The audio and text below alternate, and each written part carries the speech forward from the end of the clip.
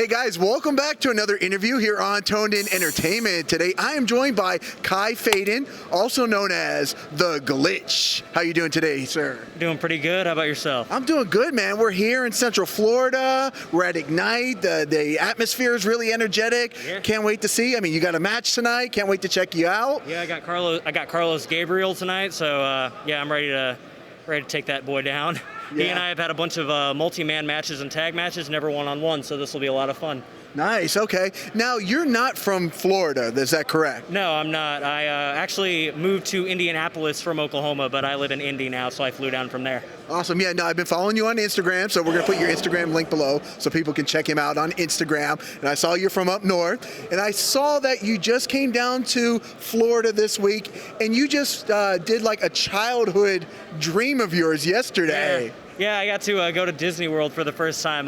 Literally wanted to go since I was 4. I'm 27 now, so I finally got to achieve that dream. So that was pretty awesome. Pretty magical. Yeah. Okay, so it was magical. Did Disney World live up to everything you expected? Oh yeah, and then some. It was amazing. Yeah. I also and even though it sounds silly, I'm sure, especially to anybody who lives in the Florida area, I didn't expect it to be as big as it was, and we were only in Magic Kingdom. Okay. So it just blows my mind. It's the whole place is the size of its own giant city. It's amazing. Right, because I mean, there's Epcot, there's Hollywood Studios, there's Animal Kingdom. There's just so much going on there, and you only did Magic Kingdom, but that's definitely, I think, a great place to start. Yeah, it was amazing. I loved it. Awesome. What else is going on with Glitch down here? I know you're doing a couple more shows down here this weekend. Is that correct? Yeah, I got Punk Pro tomorrow. I'm going to be in the Get Your Shit In Scramble.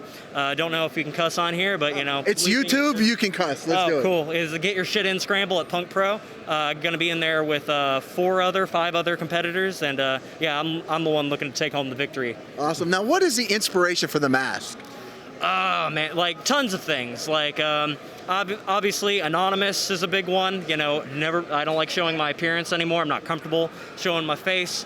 I can be anybody that I want to be. Tubes, obviously a little bit Bane inspired, a little bit of Red Hood, a lot of bit of Red Hood, some Hayabusa, cyberpunk culture in general, the list goes on. Right. Now, how I came across you was I actually saw your picture on the flyer, and I'm like, oh, this guy looks pretty cool. I love your look. I love guys that have character to them. I'm a huge wrestling fan, so I love guys that have that extra personality too. Thank you. Then I was doing a little research, and I came across your YouTube channel as well. Yeah. And I really loved your vignettes. Thank you. All the hacking stuff that's going on. What messages are you trying to get across through those vignettes? There are all kinds of things. My main thing is I'm not intimidated by anybody I've stepped in the ring with. I've been doing this for 10 years. Nobody thought I was going to make it anywhere. Then everybody suddenly cared when I put on the mask, but my drive's no different. I'm still looking to take home the victory and come home with the wins and all that stuff. I really don't have much more to say. Your actions speak for yourself. Yeah, I've been underestimated my whole life, so people want to take notice now. It's just the start. Hey, I love a good underdog story. Yeah, that's my story to a T, man. Right? Okay. This is my first time seeing you live in action here, but I have done my research and I have watched your videos on YouTube. Yeah. And what is your inspiration? You seem to be a lot into submission maneuver. I love guys that can execute a good submission move. Yeah. The Stinger, Bret Hart, those type of guys. Who are some of your inspirations? Ooh, that's a good one. Immediately, William Regal comes to mind. Okay. Bryan Danielson, Kenta, a lot of Japanese. I'm very inspired by strong style as well as the British technical style.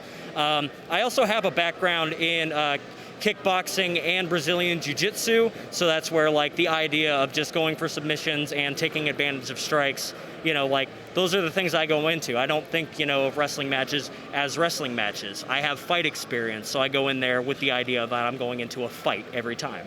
Nice. Now, I'm a big WCW guy from back in the days, and you said William Regal. Yep. William Regal, I think, was one of those guys that never really got the credit for how great of a technical wrestler he really was. Oh, absolutely not. It's great now that people are really starting to go back and realize, wow, William Regal's one of the greatest of all times that nobody knew about, but yeah, no, when he was there, I don't think he ever really got his due, and that is disappointing to Yeah, me. because he was kind of more like the TV champ or that very low card champion there, and he never really grew because at the time there was NWO, there's the Four Horsemen, there's Sting, and all those guys kind of like definitely overshadowed him. Yeah. But now he's a coach, he's a trainer in WWE, so I think people know how great he is. But I think he was very unappreciated. But like you said, if you go back and watch his matches, he had his moments where he was supposed to, hopefully really break out, but due to certain circumstances, they never really took off, and that's extremely disappointing. But I feel like if he would have gotten those real moments to shine, that really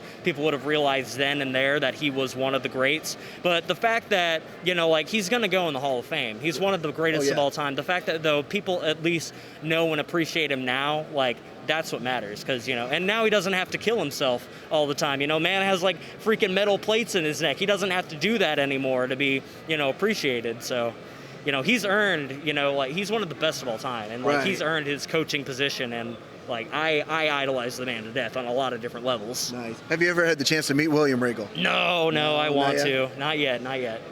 Not yet.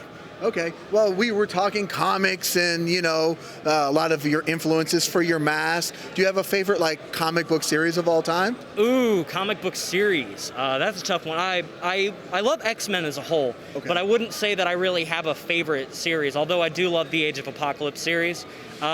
First thing that immediately comes to mind, though, for me is either the Under the Red Hood, obviously, and Hush. Both of those are from the Batman arcs, and both of those comics and stories are amazingly told. Nice. Yeah. Now, did you ever go back and read the old wrestling comic books back in the day? Those exist? Oh my God! There's the WCW comic book series. It's a 12-issue series. No, that sounds amazing. I have all 12. I've actually done videos here on this channel, so I'm going to plug it real quick. I went back and relived all 12 issues of the WCW comic book, where Sting is fighting this mysterious guy named the Ghoul. So there's Cactus Jack in it. There's Rick Rude, Arn Anderson. And it's a 12-issue series. Vader, Lex Luger. Oh no, I think it's definitely one of those things you have to try to check out. Yeah, I need that in my life now. I didn't know that existed, so yeah, somebody mail me those. I don't have a P.O. box, so I don't know how you'd send them to me. Somebody send me a link where I can read them online, something like that. I need this in my life. Right, and there's an Undertaker series. I haven't started reading it yet. I think it's a 12-issue series as well. Yeah. I've got all 12 issues, and I'm going to do that one next. But definitely, I love the comics. I love the wrestling. When the two come together, it's I just completely fanboy out. Yeah, I mean, wrestling is comic. I don't care what people say, we all know what wrestling is. Wrestling is theater. Wrestling is art. So, music, art, comic, movies, everything exists in the realm of wrestling. So, I decided to become a comic book character. That's all. That says everything about it. Right. That's when people took notice, when I decided to become a comic book character. So. Hey, it's it's got to be hard. I mean, I can only imagine. I've been talking to a lot of independent wrestlers lately, and I feel that not only is it hard to learn the ring aspect and the technical aspect and the safety aspect, but correct me if I'm wrong, is the hardest thing getting over? I can't really answer that. Getting over is an extremely broad term nowadays. I mean, getting to where everybody knows you, on the internet, you got to be there, social media presence, being at every show, you got to show face at every show, just to hope in the chance that you get, on.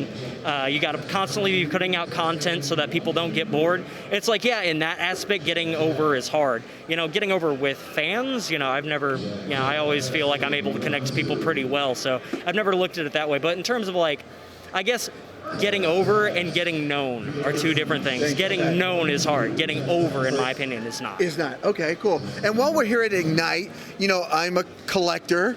I love collecting comics and action figures and trading cards. You can't have my mask. If that's where you're going with this, you can't have my mask. I'm not going to go there. I respect your mask. I'm not going to go there. Maybe one day if you have an extra one lying around, you send it to me. But no, not today. But we have these. Oh yeah. These trading cards. I'm gonna go ahead and blur that out. Oh, we gotta blur it. Okay, we gotta hide the. Okay, we're hiding the identity. Put like a silly little Photoshop mask on every time that my face pops up. That's not me anymore. Okay, so we're gonna keep this one hidden, but I am gonna ask you to autograph the card for me after we get off. But in 100%. case you're wondering, Ignite has these awesome trading cards. You can check out their website and pick them up for a lot of your favorite independent wrestlers. A lot that are here today, which is really cool. So it's a really cool collectible, and you're actually gonna be the first person to sign my Ignite trading card. So I'm super pumped for that. So is there anything else that we should know about Glitch, other than your brain isn't wired for this world? Well, first of all, thank you. Second of all, follow me on Instagram. I got Twitter. You can try and follow me on Facebook. I don't like social media, but I use it. So you can follow me on it, and I will respond. I just won't be happy about it. Also, I have a Pro Wrestling Tees store. Just look up Kai Fayden. You can find me on Pro Wrestling Tees, and you can pick out an awesome shirt like this one.